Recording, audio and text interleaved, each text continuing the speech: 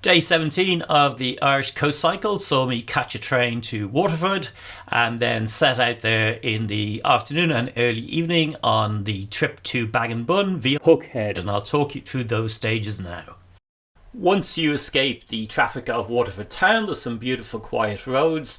They will take you over to Passage East, not to be confused with the Passage West in Cork, and that is a short ferry crossing over to Ballyhack. Then from Ballyhack I popped down to Duncannon and got myself some fine fish and chips, and then headed for Hookhead. Hookhead's a very old historical area. There's some great old ruins as you're heading down there. It's worth stopping to have a look at them. I was obviously getting down here towards sunset. The lighthouse is, I think, one of the oldest in these islands. It's impressively old in any case. Can't remember the exact date. And the area around the lighthouse is a traditional wild camping area, although recently they've been discouraging that. However, I was heading for Baginbun, which was where the Normans originally invaded Ireland from, and I was going to camp on the beach there. I hadn't scouted this before, and in fact it turned out to be a little bit more complicated than I thought, in that the patch of grass I thought I could see in the car park had been tarmac adams. They'd extended the car park massively, so I had to camp on the beach itself.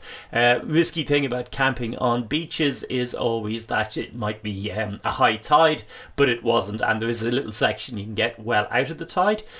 So after I arrived, having got myself good and warm and sweaty, I decided the first thing to do was pop in the water before the sun went down altogether. This also gives you a pretty good view of the beauty of the beach.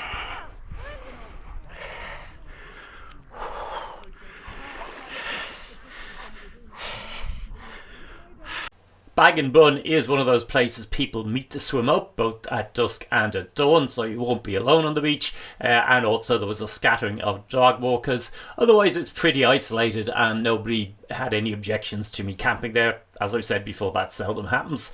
Beautiful sunset, glass of wine, tucked myself in bed for the night, and then tomorrow it was off on the next leg. Hopefully you've enjoyed the video. If so, do give it a thumbs up, and do follow the channel as well as the rest of the Irish Coast Cycle videos. You'll always find my Scottish Islands and Highlands trips, and also reviews of various gear, tents and bikes.